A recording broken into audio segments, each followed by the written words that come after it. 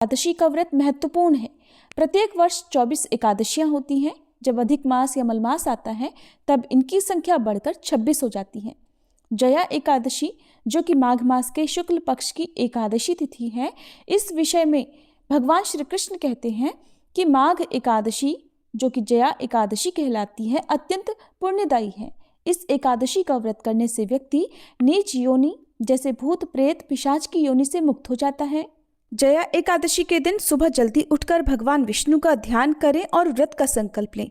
स्नान ध्यान करने के बाद मंदिर में एक चौकी पर भगवान विष्णु की मूर्ति या तस्वीर की स्थापना करें। साथ में माता लक्ष्मी जी की भी स्थापना करें। अब भगवान विष्णु को चंदन का तिलक, मौसमी फल, फूल, तिल और धूप दीप अर्पित करें। इसके बाद श्री विष्णु सहस्त्रनाम और श्री नारायण स्तोत्र का पाठ करें, भगवत गीता का पाठ करें, मंत्रों का जाप करें और व्रत की कथा का पठन या श्रवण करें।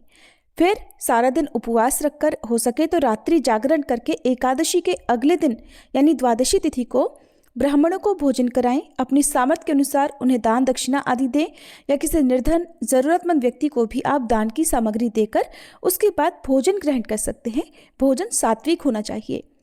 स्वयं भोजन ग्रहण करने से पहले भगवान विष्णु को तुलसी जी की पत्तियों के साथ ही जो भी सात्विक भोजन है या पंचामृत है आप अर्पित करें और उसी को प्रसाद रूप में ग्रहण करके आप उसके बाद सात्विक भोजन करके अपने व्रत का पारणा कर सकते हैं, यानी व्रत खोल सकते हैं। एकादशी व्रत तुलसी का पत्ता सेवन करके ही खोलना चाहिए। इस बार एकादशी के दिन तो भद्रा लग रही है, लेकिन द्वादशी तिथि को बहुत ही शुभ योग बन रहे हैं, जो कि त्रिपुष्कर योग है। त्रिपुष्कर योग 3 ग्रहों के मिलने से बनता है और ये योग खासकर शनिवार और रविवार के दिन आने वाली द्वितीया, सप्तमी या द्वादशी तिथि को बनता है। इस योग में किए गए शुभ कामों को जीवन में 3 बार करने का सुअवसर प्राप्त होता है।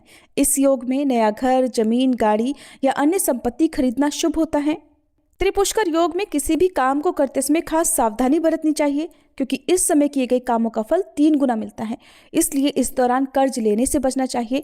साथ ही वस्तुओं को बेचने या कर्ज देने से बचें। कीमती वस्तुओं को खोना इस दौरान बहुत ही अशुभ माना जाता है। 3 गुना लाभ मिलने वाले इस योग के दौरान धन संबंधी शुभ काम करने चाहिए। पूजा पाठ, दान या फिर धार्मिक यात्राएं करना शुभ हो सकता है।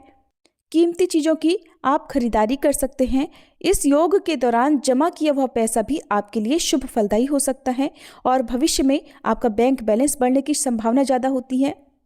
और त्रिपुष्कर योग में कभी भी कर्ज लेने से बचना चाहिए, क्योंकि अगर इस योग में कर्ज लिया जाता है तो वो जीवन भर चुकाने में बहुत मुश्किलें आती हैं, या कभी कभी ऐसा होता है कि जीवन भर कर्जे में ही डूबे रहते हैं। और अगर इस योग में किसी को मन, वचन और कर्म से कोई दुख पहुंचाया जाए, कोई हानि पहुंचाई जाए, तो उसका परिणाम भी स्वयं ही जीवन में 3 बार भोगने को मिलता है।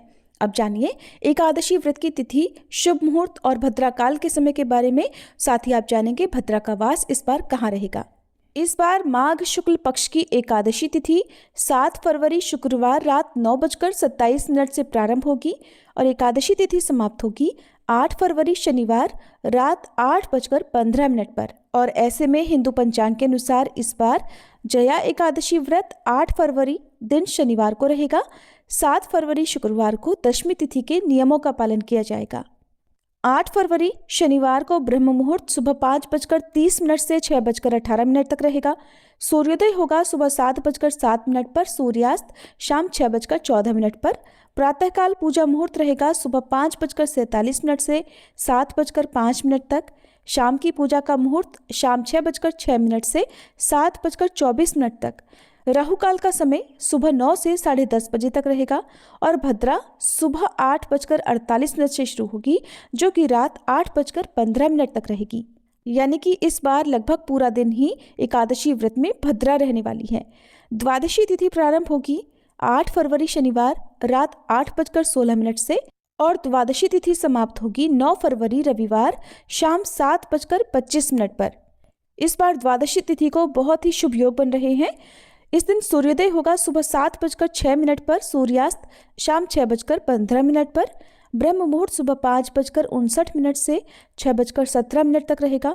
प्रातःकाल पूजा मुहूर्त सुबह 5:46 से 7:04 तक।